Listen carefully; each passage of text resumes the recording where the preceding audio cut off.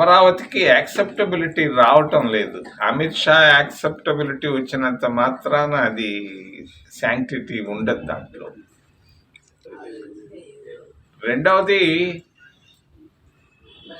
ఉపాధి హామీ.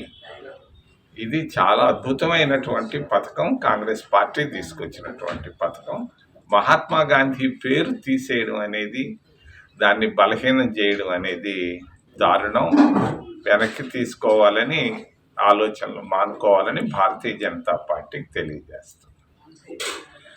రేపు బడ్జెట్ రాబోతా ఉంది. ఎస్సీ ఫైనాన్స్ కార్పొరేషన్ని బలహీనం చేసింది అటు జగన్ ప్రభుత్వం కానీ టీడీపీ ప్రభుత్వం కానీ.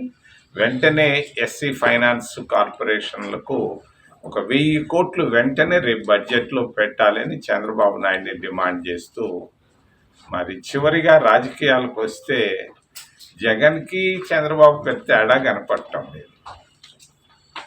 ఏముంది, జగన్ పోయి మోడీని సపోర్ట్ చేస్తున్నాడు, చంద్రబాబు పోయి మోడీని సపోర్ట్ చేస్తున్నాడు. వాళ్ళిద్దరికీ పెద్ద ఐడియాలజీ ఏమీ లేదు. ఓవరకే నిధులు నిధులు లేకుంటే కేసులు. ఈ కేసులు తప్పించుకోవాలని జగన్, నిధులు తెచ్చుకోవాలని చంద్రబాబు నాయుడు తపన పడుతున్నారే తప్ప వాళ్ళు రాష్ట్రానికి 15 సంవత్సరాల్లో చంద్రబాబు నాయుడు చేసింది ముఖ్యమంత్రిగా 0. మరి జగన్మోహన్ రెడ్డి వాళ్ళ నాన్న ఇద్దరు 11 సంవత్సరాలు ముఖ్యమంత్రిగా నాకైతే ఏమీ కనపడలేదు రాయలసీమ జిల్లాలో. మరి ఈ పరిస్థితులు, ఆంధ్రప్రదేశ్ రాష్ట్రం చాలా భయంకరమైనటువంటి పరిస్థితుల్లో ఉంది.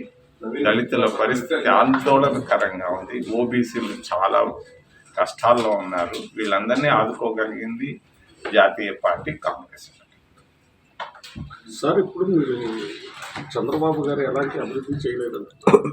మీరు ఒక్కసారి వెళ్ళి అమరావతి రాజధానిని చూసొచ్చారా? చూసొస్తే ఏం జరుగుతున్నది, ఏంటి విషయం చెప్పండి. చూసారా లేదా? చూసేస్తే అక్కడ వర్కులు జరుగుతున్నాయా లేదా, అదేంటి?